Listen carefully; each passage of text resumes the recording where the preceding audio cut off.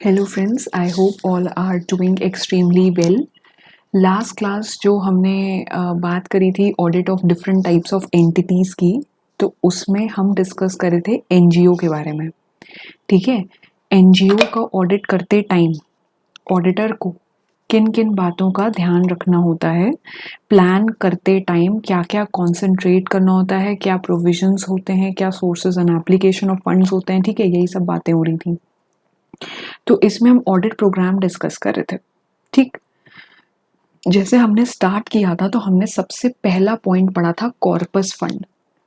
देखिए, जितना भी ग्रांट रिसीव होता है, चाहे दूसरे एनजीओ से रिसीव हो रहा हो, भले ही वो सेक्शन 8 कंपनीज हो, सोसाइटीज हो, ट्रस्ट हो, या कोई दूसरी ऑर्गेनाइजेशन है जो कि ट्रस्ट नहीं है, मान लीजिए कोई प्राइवेट लिमिटेड कंपनी है, पब्लिक लिमिटेड कंपनी है, वहां से डोनेशन रिसीव हो रहा है, तो जो भी ग्रांट रिसीव हो रहा है टुवर्ड्स कॉर्पस, यानी कि जो ट्रस्ट की कैपिटल का पार्ट बनेगा, ठीक है, उसे वाउच करना पड़ेगा। किससे, किस रेफरेंस से वाउच करना पड़ेगा? वाउचिंग मतलब क्रॉस चेक करना पड़ेगा डोनर के लेटर से। जो डोनर ने अपने एंड पे एक लेटर इशू किया होगा ना, कुछ तो राइटिंग में लिख के दिया होगा ना कि हम इतना डोनेशन इस पर्टिकुलर ट्रस्ट को या इस पर्टिकुलर सोसाइटी को या सेक्शन 8 कंपनी को दे रहे हैं। और उसकी इंटरेस्ट इनकम कैसे चेक होगी? इन्वेस्टमेंट रजिस्टर से या फिजिकल इन्वेस्टमेंट से। ठीक है, कोई भी इंटरेस्ट इनकम उसके अलावा जो भी रिसीव हो रही है, कोई लोन दिया है ट्रस्ट ने किसी दूसरे एनजीओ को, दूसरी ऑर्गेनाइजेशन को, उस पे वो इंटरेस्ट अर्न कर रहा है, तो इंटरेस्ट भी वाउच करना होगा ना। और आजकल तो सब इलेक्ट्रॉनिक मोड हो गया है, तो इलेक्ट्रॉनिकली ही चेक हो जाता है। Second, reserves. अब रिजर्व्स कैसे चेक होंगे? जो भी ट्रांसफर्स हो रहे हैं डोनर्स के लेटर्स के साथ, बोर्ड के रेजोल्यूशंस के साथ। देखिए, कोई भी अगर जितने भी रिजर्व्स मेंटेन हो रहे हैं, ठीक है, उसके बारे में कोई ना कोई डिस्कशन बोर्ड मीटिंग में तो होता ही होता है कि इतने रिजर्व्स इंक्रीज हुए, क्या एडिशन हुआ, क्या उसमें डिलीशन हुआ, कोई असेट बेची गई है जो कि कैपिटल रिजर्व से जनरल रिजर्व में ट्रांसफर हुई है। तो ये सारे चीजें जो हैं रिजर्व से रिलेटेड बोर्ड रेजोल्यूशन में ज़रूर पता चल जाएंगे। और रही बात डोनर के लेटर्स की, तो डोनर के लेटर से ये पता चलेगा कि कितना कितना फंड रिसीव हो रहा है। ठीक है, किसी प्रोजेक्ट के कॉन्टेक्स्ट में कोई प्रोग्राम कंडक्ट हो रहा है, कोई हेल्थ एनजीओ है, हेल्थ केयर एनजीओ है, ठीक है, और वो जो है एक हेल्थ चेकअप, जैसे हेल्थ चेकअप ऑर्गेनाइज करा रहे हैं वो भी फ्री में, तो उसके लिए कैंप सेटअप हुए हैं एक पर्टिकुलर सिटी में, तो वहाँ से किसी का डोनेशन रिसीव हुआ कि जो भी ये हेल्थ चेकअप जो भी ऑर्गेनाइज हो रहा है फ्री में, तो इसमें जो भी डॉक्टर्स की फीस होगी प्लस जो भी एक्सपेंसेस होंगे वो एक डोनेशन के फॉर्म में रिसीव हुए, और वो सब फ्री में हो रहा है। तो वो सारी चीज़ें तो वाउच करनी पड़ेगी ना। क्या करना पड़ेगा? उसकी क्रॉस चेकिंग करनी पड़ेगी। अब रही बात कैपिटल रिजर्व की एंड जनरल रिजर्व की। देखिए, कैपिटल रिजर्व में स्पेसिफाइड पर्पस के लिए बेसिकली रिजर्व्स मेंटेन होते हैं वो। अब इसमें हमें डिटेल में एक बार आपको बताना पड़ेगा कि दोनों होते क्या हैं। और उसके बाद ईयर मार्क्ड फंड्स, ये भी एक नया टर्म है, ये भी मैं आपको बताते हुए चलती हूँ। ठीक, तो सबसे पहले बात करते हैं जनरल रिजर्व और कैपिटल रिजर्व की। देखिए, होता क्या है, अगर कैपिटल रिजर्व की बात करूं तो कुछ अकाउंट्स, कुछ funds basically long term projects के लिए सेट असाइड किए जाते हैं, या एंटिसिपेटेड एक्सपेंसेस जिनका प्रोविजन एक तरह से बनाया जाता है कि ये खर्चे आ सकते हैं फ्यूचर में, एंटिसिपेट किए जाते हैं। एक तो होते हैं नॉन एंटिसिपेटेड, जैसे फायर लग गई बिल्डिंग में, तो that is something non anticipated. ठीक है, तो लॉन्ग टर्म इन्वेस्टमेंट प्रोजेक्ट्स होते हैं, उनके लिए फंड अलग रखना। जैसे बिल्डिंग एक्विजिशन हो गया, कोई बड़ा प्रोग्राम कंडक्ट करवाना है उस पर्टिकुलर ट्रस्ट को, उसके लिए फंड अलग रखना। जनरल रिजर्व क्या होता है? जनरल रिजर्व बेसिकली क्रिएट होता है बाय एप्रोप्रिएशन ऑफ प्रॉफिट्स। इसका मेन एम होता है वर्किंग कैपिटल नीड्स को फुलफिल करना या फिर बिजनेस के कैश रिसोर्सेज को स्ट्रेंथन करना। बिजनेस के जो कैश रिसोर्सेज हैं, अब यहाँ पे बिजनेस तो है नहीं, यहाँ तो ट्रस्ट है, तो ट्रस्ट की कैश की रिक्वायरमेंट को फुलफिल करना, दैट इज जनरल रिजर्व। जो प्रॉफिट बेसिकली, अब इसमें प्रॉफिट तो होता नहीं है, income and expenditure account create होता है, सरप्लस निकल के आता है, प्रॉफिट नहीं बोलते हैं उसे, सरप्लस बोलते हैं। तो कुछ अमाउंट जो सरप्लस में हर ईयर का निकल के आ रहा है सरप्लस में, तो वो तो जाएगा ही जाएगा। अलग से जनरल रिजर्व क्रिएट होगा कि मान लीजिए कुछ नीड्स हैं पर्टिकुलर ट्रस्ट की जो फुलफिल होनी है, उनके प्रोजेक्ट्स ऐसे हैं, प्रोजेक्ट्स नहीं भी तो खर्चे हैं, और उसके लिए सरप्लस कम पड़ रहा है, तो वो जनरल रिजर्व से फुलफिल हो सकती हैं। तो दैट इज जनरल रिजर्व। लेकिन कैपिटल रिजर्व जो है वो लॉन्ग टर्म प्रोजेक्ट्स के लिए ही होता है। शॉर्ट टर्म प्रोजेक्ट्स है, मान लीजिए 1 महीने का है, 10 दिन का है, 5 दिन का है, कोई रैली निकलवा दी तो उसमें खर्चे होने हैं, तो वो जनरल रिजर्व से पूरे हो सकते हैं। ईयर मार्किंग क्या होता है? ईयर मार्किंग होता है फंड्स को असाइड करना कुछ पर्पस के लिए या प्रोजेक्ट्स के लिए, that is year marking. Year marking में कुछ फंड्स को असाइड रखा जाता है स्पेशल पर्पस के लिए या स्पेसिफिक प्रोजेक्ट्स के लिए, that is called year marking. तो ईयर मार्क्ड फंड्स में हमें क्या देखना है कि डोनर इंस्टीट्यूशंस की रिक्वायरमेंट्स क्या हैं जो बेसिकली डोनेशन दे रहे हैं। एनजीओ का जो बेसिकली रेजोल्यूशन पास हुआ होगा बोर्ड मीटिंग पे, वो रूल्स एंड रेगुलेशंस क्या है स्कीम्स की, ईयर मार्क्ड फंड्स की। बेसिकली होता क्या है ना, ईयर मार्क्ड फंड्स हैं, अगर 10 करोड़ रुपए असाइड किए हुए हैं पुअर के लिए, पुअर की मान लीजिए हेल्थ के लिए, तो उसमें जो ईयर मार्किंग हुई है उसमें क्या क्या स्कीम्स हैं वो सब कंसिडर होंगी। डिपेंड होगा एनजीओ के क्या ऑब्जेक्ट्स हैं, क्या विजन्स हैं। उसके अलावा यहाँ पे हमें डिसबर्समेंट्स देखने हैं, एक्सपेंडिचर्स देखने हैं विद डोनर्स, हर एक बैलेंसेस के कैसे कैसे डिसबर्समेंट हो रहे हैं। मान लीजिए लोन ही दे रहे हैं वो, अगर लोन ग्रांट कर रहे हैं या अग्रीमेंट है कोई डोनर के साथ, डोनर ने जिस जिस तरह से डोनेशन दिया उसको वो कैसे कैसे यूटिलाइज कर रहे हैं। फिर लोन अग्रीमेंट्स भी देखने होंगे, रिसीट्स जो भी इशू हो रही हैं वो, फिक्स्ड असेट्स जितने जितने खरीदे जा रहे हैं, एक्वायर किए जाते हैं, सेल किए जाते हैं, डिस्पोज किए जाते हैं, उनका पूरा डेप्रिसिएशन, और कौन उन्हें ऑथराइज कर रहा है, यानी कि उनका परचेज सेल कौन ऑथराइज कर रहा है। अब हर जगह देखिए डोनर के अग्रीमेंट तो काम आएंगे ही आएंगे, उनके साथ क्या कॉन्वर्जेशंस हुए, क्या टर्म्स एंड कंडीशंस हैं ग्रांट्स को लेके, डोनेशंस को लेके, तो वो वाउच करना ज़रूरी होता है। इमूवेबल प्रॉपर्टी में it is important to check the title, ownership किसके पास है, फिर वो ओनरशिप ट्रांसफ़र हो रही है तो उसके क्या फॉर्मेलिटीज़ हैं। इन्वेस्टमेंट्स में, इन्वेस्टमेंट्स जो जो एनजीओ के नाम पे हैं, और कौन ट्रस्टी है, कौन उन्हें मैनेज कर रहा है, उनका उनमें अगर फर्दर इन्वेस्ट करना है, उनको और इम्प्रूव करना है या डिसइन्वेस्ट करना है, कुछ अमाउंट ऑफ इन्वेस्टमेंट, कुछ शेयर ऑफ इन्वेस्टमेंट सेल करना है, डिस्पोज ऑफ करना है, तो उसकी अथॉरिटी किसके पास है। और इसका जो रेफरेंस है वो बैंक अकाउंट से लिया जाएगा। इन्वेस्टमेंट्स खरीदी जा रही हैं, बैंक अकाउंट में रिफ्लेक्ट होगा, या बेची जा रही हैं तो। कैश इन हैंड कितना है ये वेरीफाई होना बहुत ज़रूरी है। क्लोजिंग पे, ईयर एंड पे क्या वो टैली हो रहा है एक्चुअल में, काउंटिंग के बाद क्या वो टैली हो रहा है बुक्स ऑफ अकाउंट्स से। फिर बैंक बैलेंस में बीआरएस, क्योंकि बीआरएस सब जगह मेंटेन होता है, चाहे वो बिजनेस ऑर्गेनाइजेशन हो चाहे वो एनजीओ हो। Check issued but not presented, फिर चेक नॉट क्लियर्ड, इस तरह से बीआरएस हर ऑर्गेनाइजेशन में मेंटेन होता ही होता है, तो वो देखना है।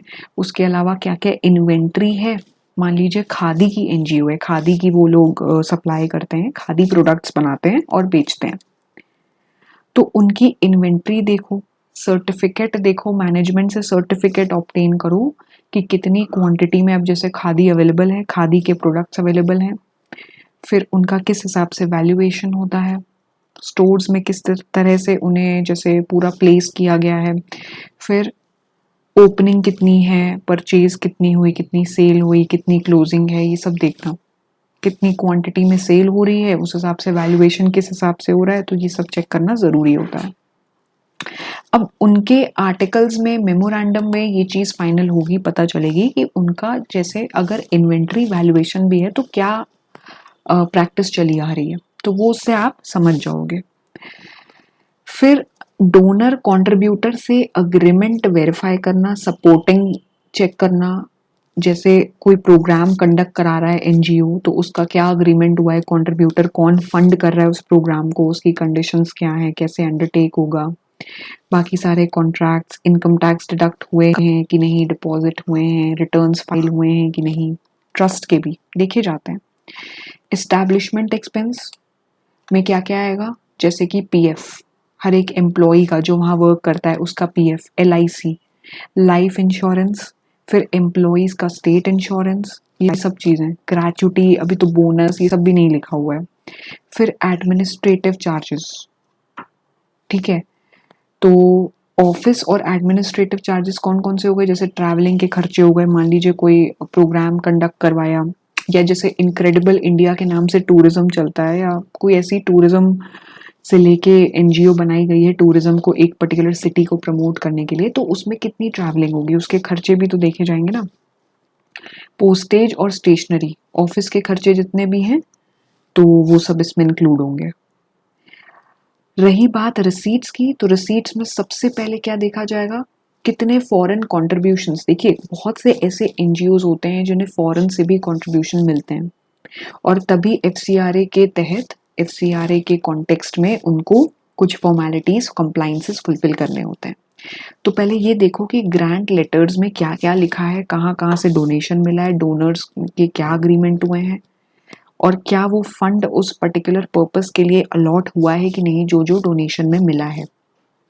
फिर फंड रेजिंग प्रोग्राम्स जो कंडक्ट हुए हैं लोगों से, जैसे डोनेशन इन पब्लिक से मांगना, कैसे कैसे डोनेशन रिसीव हुआ, रिसीट्स इशू हुई कि नहीं हुई, कलेक्शन काउंट हुआ, डेली बैंक में डिपॉजिट हुआ कि नहीं, कौन सा पर्सन रिस्पॉन्सिबल है फंड्स कलेक्ट करने के लिए, अगर मेंबरशिप है पर्टिकुलरली मेंटेन होती है, मेंबरशिप है किसी ऑर्गेनाइजेशन की, तो उसकी फ़ी कैलकुलेट, उसकी फ़ी कलेक्ट करवाना, फिर वो डिपॉजिट करवाना, रिकंसाइल कराना, जितनी फ़ी रिसीव हुई और कितनी रिसीव होनी थी उससे, तो इन्हीं सब से तो फ्रॉड्स पता चलेंगे।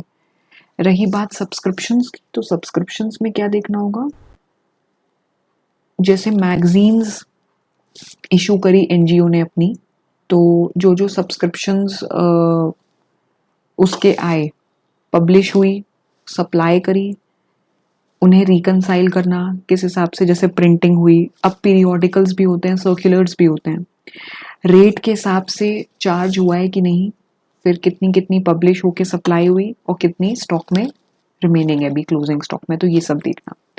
फिर अगर कोई इंटरेस्ट या डिविडेंड रिसीव हो रहा है इन्वेस्टमेंट्स से रिलेटेड, जो भी इन्वेस्टमेंट्स होल्ड किए हुए हैं, तो वो कितना है ये भी देखना होता है ना। इनकम्स चेक कर रहे हैं तो सब कुछ चेक की जाएंगी।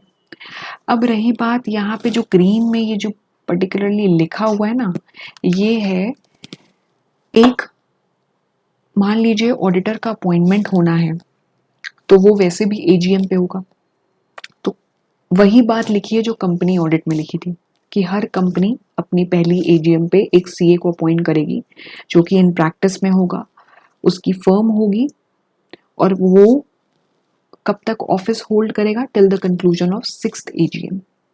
ड्यूरेशन जो होगा ऑडिटर का वो कॉन्जिक्यूटिव 5 इयर्स का होगा, इंडिविजुअल के लिए, फर्म के लिए 10 इयर्स होगा, फर्म के लिए 10 इयर्स होगा, लेकिन ये रेस्ट्रिक्शन अप्लाई नहीं करता है ओपीसी कंपनी यानी कि 1 person company, that I have already explained, and small companies पे।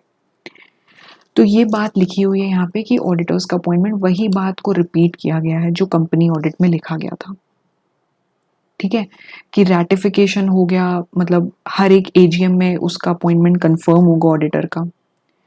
और यहाँ पे जो है एक तरह से लैंग्वेज है, ड्राफ्ट लैंग्वेज है एजीएम के नोटिस की, वो आप पढ़िएगा आपको समझ आएगा नोटिस कैसे इशू किया जाता है एजीएम का। अब ये सब चीज़ें जो है ना सेक्शन 8 कंपनीज में अप्लाई करेंगी, जो basically trust society is different, उनका रजिस्ट्रेशन उनके ट्रस्ट एक्ट में, सोसाइटी एक्ट में होगा, लेकिन सेक्शन 8 कंपनी का तो कंपनीज एक्ट में ही होगा ना, और उसका अपॉइंटमेंट ऑफ ऑडिटर भी कंपनीज एक्ट के हिसाब से होगा, तो उसके लिए ये चीज़ होल्ड करती है।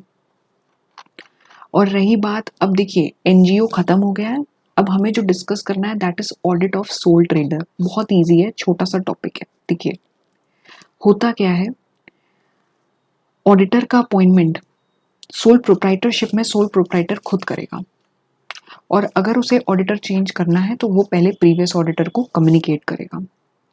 सोल प्रोप्राइटर जो है वो ऑडिट का स्कोप डिटरमिन कर सकता है, कंडीशंस भी बता सकता है, लेकिन बाकी काम होता है ऑडिटर का कि कैसे ऑडिट करना है। ठीक है, उसके ऊपर कोई लीगल ऑब्लिगेशन, कोई कंपल्शन नहीं होता है कि वो ऑडिट करवाए। वो करवा सकता है रेगुलेटरी रिक्वायरमेंट्स के तहत, जैसे अगर उसे लोन अप्रूव कराना है, सीसी लिमिट ले ली, ठीक है, या उसको उसके ऊपर टैक्स ऑडिट एप्लीकेबल है, उसका टर्नओवर ही साल का 1 करोड़ से ऊपर जा रहा है तो उसे ऑडिट कराना है। ठीक है, बाकी ऐसी ज़रूरी नहीं होती है, जब तक कोई लॉ की तरफ से रिक्वायरमेंट नहीं है तब तक ऑडिट कराना ज़रूरी नहीं होता है। ऐसे चाहे तो वो इंटरनल ऑडिट करा सकता है, बहुत लोग कराते भी हैं। ठीक, अब इसमें वैसे तो डिज़ायरेबल यही होता है कि ऑडिटर जो है उसका अपॉइंटमेंट राइटिंग में हो, उसका स्कोप डिफाइंड हो, इससे मिसअंडरस्टैंडिंग्स नहीं होती हैं, उसका वर्क डिफाइंड रहता है ना। तो बस यहाँ पे कुछ ऐसा खास नहीं है। ऑडिट ऑफ सोल ट्रेडर में यही मेंशन्ड है कि ऑडिट करवाना लॉ के तहत ही ज़रूरी होता है, ऐसे अगर चाहें तो करा सकते हैं। Soul trader is not under legal obligation. Soul trader को कोई लीगल ऑब्लिगेशन नहीं होता है ऑडिट कराना, जब तक कि वो किसी लॉ में कवर्ड ना हो, या फिर कोई इंस्ट्रक्शन आ गया बैंक की तरफ से, या उसका लोन अप्रूव होना है। रही बात ऑडिट ऑफ फर्म की, तो फर्म के केस में ऑडिटर का अपॉइंटमेंट पार्टनर्स करते हैं, खुद ही डिसाइड करते हैं, या फिर पार्टनरशिप अग्रीमेंट के हिसाब से। उसका रेम्यूनरेशन भी पार्टनर्स डिसाइड करते हैं। अब जो भी अपॉइंटमेंट का लेटर होगा उसमें nature and scope of audit होगा, पूरा डिफाइंड होगा, उसके लिमिटेशंस और इसके अलावा भी चीज़ें। तो ऑडिट ऑफ फर्म के केस में अब ऑडिटर जो है वो इंश्योर तो करेगा कि अकाउंटिंग स्टैंडर्ड्स अप्लाई हों। अब वहाँ पे कंपनी के स्टैंडर्ड्स, कंपनी ऑडिट की रिक्वायरमेंट्स तो देखी नहीं जाएगी ना, फर्म है। अब फर्म के केस में देखेगा अकाउंटिंग स्टैंडर्ड्स कंप्लाई हो, कोई अगर रिपोर्ट क्वालिफाई भी करनी पड़ रही है, मान लीजिए कोई मिसस्टेटमेंट्स दिख गई, तो उसका डिस्क्लोजर भी वो करेगा अपनी ऑडिट रिपोर्ट में। ठीक है, और फर्म का ऑडिट कब रिक्वायर्ड होता है? किसी लॉ के अंडर में। ऐसे स्पेशली हर एक फर्म को अपना ऑडिट नहीं कराना पड़ता है। अगर किसी फर्म को रिक्वायरमेंट है किसी स्टैट्यूट के अंडर में, किसी लॉ के अंडर में, तो उसका ऑडिट कराना ज़रूरी है, अदरवाइज ऑडिट कंपलसरी नहीं है। वही सेम चीज़ जो audit of soul trader, sole proprietor में मैंने आपको बताई। लेकिन ऑडिट स्टार्ट करने से पहले कुछ कुछ मैटर्स हैं जो कंसिडर करने होते हैं। अब वो क्या मैटर्स हैं? कुछ कुछ मैटर्स यहाँ पे, जैसे सबसे पहले कि बिजनेस कैसे कंडक्ट होना है, name and style under which business shall be conducted. Audit start करने से पहले सबसे पहले ऑडिटर पार्टनरशिप डीड देखेगा, अग्रीमेंट देखेगा, उसके प्रोविजंस देखेगा कि जिस हिसाब से बिजनेस कंडक्ट हो रहा है उसका नेम है, क्या स्टाइल है, पार्टनरशिप का क्या ड्यूरेशन है, कितना कितना कैपिटल सबने कंट्रीब्यूट किया है, फिर किस डेट पे अकाउंट्स क्लोज होते हैं, किस प्रपोर्शन में प्रॉफिट और लॉसेस शेयर होते हैं, और सारे लॉसेस जितने भी निकल के मान लीजिए आते हैं वो क्या सारे पार्टनर्स बेयर करते हैं कि कुछ पार्टनर्स बेयर करते हैं, तो ये भी देखना ज़रूरी है ना। ठीक, तो अब पार्टनरशिप में क्या profits and losses sharing ratio है, लॉसेस जो भी हो रहे हैं, अकर हो रहे हैं, क्या वो सारे पार्टनर्स के बीच में बेयर हो रहे हैं कि नहीं हो रहे हैं, बुक्स एंड अकाउंट्स को मेंटेन करने के क्या प्रोविजंस हैं, प्रॉफिट्स डिटरमिन करने के लिए क्या सारे मैटर्स कंसिडर किए गए हैं, पार्टनर्स के बीच में क्या अग्रीमेंट हुआ है डेप्रिसिएशन को लेके, कितने रिजर्व्स कैसे क्रिएट होंगे। अब रिजर्व्स तो आप लोग कहोगे कंपनीज और उसमें ट्रस्ट में क्रिएट होते हैं, नहीं, इसमें भी क्रिएट होते हैं। फिर किस पीरियड तक अकाउंट्स को रीओपन किया जा सकता है, किसी एरर को मान लीजिए करेक्ट करना है, किसी पुराने 2 साल पुराने अकाउंट्स को रीओपन करना है, तो किस पीरियड तक उसे ओपन करना है। कोई बहुत बड़ा एरर निकल के आया ऑडिट के टाइम पे, पहले ऑडिट हुआ नहीं, बाद में ऑडिट करवाया तो निकल के आ गया। पार्टनरशिप की बोरोइंग कैपेसिटी क्या है, अगर पार्टनरशिप को लोन अवेल करना है तो उस केस में क्या कैपेसिटी है उसकी, इंसॉल्वेंसी देखी जाएगी।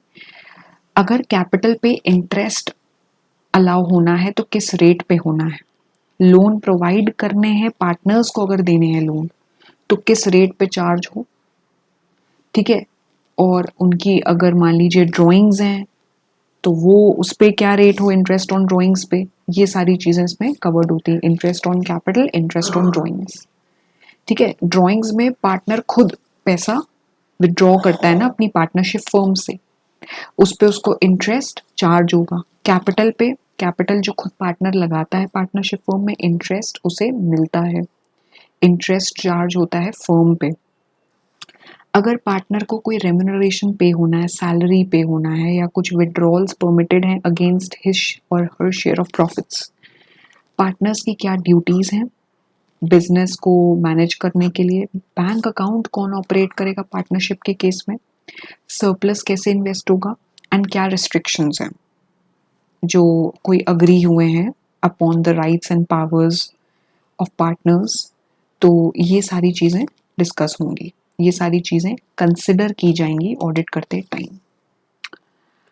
फर्म का मान लीजिए अगर क्रेडिट प्लेज करना है, एक तरह से गिरवी रखना है, तो उसकी अथॉरिटी किसके पास है, कौन लाइबिलिटी बेयर करेगा, कौन लाइबिलिटी झेलेगा उसकी। तो ये सारी चीज़ें इसमें कवर्ड है। अब इसके अलावा जो है वो है पार्टनरशिप फर्म के ऑडिट के क्या एडवांटेजेस हैं। तो देखिए सबसे पहले तो एक कन्वीनियंट और रिलायबल मीन्स होता है अकाउंट सेटल करने का पार्टनर्स के बीच में। डिस्प्यूट के चांसेस ना कम हो जाते हैं ऑडिट के वजह से। पार्टनर्स की सबकी इंडिविजुअल सिचुएशन भी पता चल जाती है, फर्म की भी पता चल जाती है। और रिटायरमेंट हो पार्टनर का या डेथ हो, जो भी एक्सेप्ट होता है पार्टनर्स के बीच में, उससे एक एविडेंस बन जाता है। ऑडिट अगर हुआ है ना तो एक एविडेंस हो जाता है कि हाँ रिटायरमेंट डेथ में जो भी सेटलमेंट होना है, जो भी शेयर होगा कैपिटल प्रॉफिट्स गुडविल का, वो सारी चीज़ें नॉलेज में रहती हैं क्योंकि ऑडिटेड है, सबके नॉलेज में है। लोन्स एडवांस करने हैं तो उसमें बैंक्स बेसिकली रिलाई कर पाएंगे ऑडिटेड अकाउंट्स पे, या किसी नए पार्टनर को रखना है तो ऑडिटेड स्टेटमेंट्स यूजफुल होंगे उसमें, ठीक है। कोई बड़ा इन्वेस्टमेंट या कोलैबोरेशन करना है तो ऑडिटेड स्टेटमेंट्स उसमें भी यूजफुल रहेंगे। तो ये सारे एडवांटेजेस हैं। अब रही बात क्या क्या मैटर्स देखने होते हैं ऑडिट के टाइम पे, वो देख लेते हैं। अभी तो हमने एक फर्म के रिस्पेक्ट में देखे मैटर्स, ठीक है। अब यहाँ पे कौन कौन से मैटर्स हैं वो चीज़ें मेंशन्ड हैं। जैसे सबसे पहले है लेटर ऑफ अपॉइंटमेंट कंफर्म करना। पार्टनर अगर कोई साइन कर रहा है उसमें ऑडिट का नेचर एंड स्कोप डिफाइंड है, क्या लिमिटेशन है।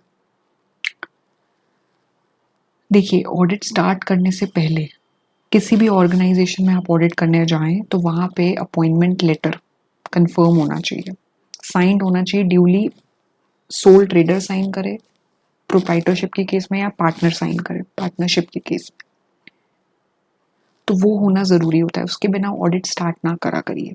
रिकमेंडेड यही होता है कि उसके बाद ही ऑडिट कमेंस हो क्योंकि उसमें स्कोप डिफाइन होता है, लिमिटेशंस डिफाइन होती हैं। उसके बाद मिनट्स बुक पकड़ो। मिनट्स बुक नहीं है तो जहाँ पे पॉलिसीज लिखी हो, डिसीजंस लिए गए हो पार्टनर्स की, कोई ऐसी अग्रीमेंट हो पार्टनरशिप डीड के अलावा, वो चेक करो। फिर अगर पार्टनरशिप किसी बिजनेस में एंगेज हो रही है जो कि ऑथराइज कर रहा है पार्टनरशिप अग्रीमेंट, तो उसमें कोई अगर मॉडिफिकेशन हुआ है, कोई एक्सटेंशन हुआ है, कोई चेंज हुआ है तो वो चेक करो, ठीक है। अब ये देखना कि बुक्स एंड अकाउंट्स जो हैं वो रीजनेबल हैं, एडिक्वेट हैं as per the nature of business. फिर पार्टनर का कोई इंटरेस्ट गलत तरीके से तो नहीं निकल के आया, यूज हुआ है, प्री जुडिशियल तो नहीं है to the interest of the partnership firm. ऐसा कोई काम पार्टनर ने तो नहीं किया है जो कि वो ऑथराइज जिसकी चीज़ के लिए नहीं था। फिर फर्म का टैक्स का प्रोविजन किस हिसाब से क्रिएट हो रहा है और कैसे डिपॉजिट हो रहा है, प्रॉफिट सही निकल के आ रहे हैं उस हिसाब से टैक्स सही निकल के आ रहा है कि नहीं। फिर प्रॉफिट शेयरिंग रेशियो के हिसाब से प्रॉफिट्स एंड लॉसेस डिवाइड हो रहे हैं कि नहीं हो रहे हैं। बहुत ईजी है। अगर इन सब में आपको एक भी डाउट हुआ हो तो मुझे ज़रूर कमेंट बॉक्स पे लिख के भेजिए। वीडियो अच्छी लगी हो तो do not forget to like the video, share the video.